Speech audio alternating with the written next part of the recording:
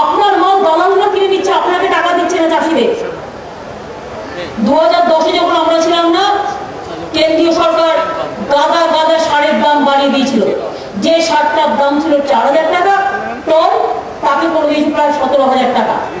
আমরা এসে যখন দেখলাম, আমি নিজে বারবার রিকোয়েস্ট করলাম, শুনলো না, আবার বাড়িয়েছে।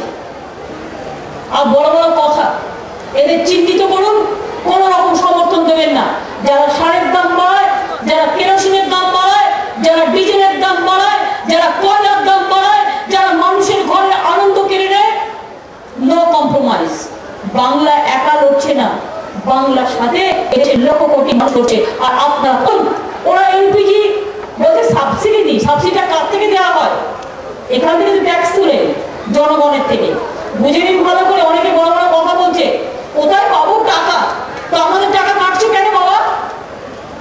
সাবসিডি কোথা থেকে দেওয়া হয়? জনগণের টাকা থেকে দেওয়া হয়, কারো ব্যক্তিগত পকেট থেকে নয়। সে টাকাটা কি করে আসে?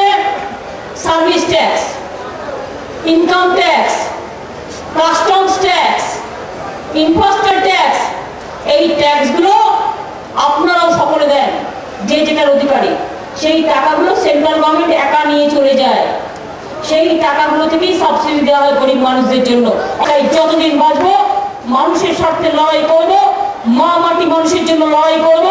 আর আগামী 5 বছরের মধ্যে বাংলার মিথ্যা জমির ভবিষ্যৎ করে দিয়ে যাব। আর যদি কেউ মনে করে আগে নিজেদের ভাত সামলান, তারপরে আমাদের ভাতের হাঁড়ি থেকে নজর দেবেন।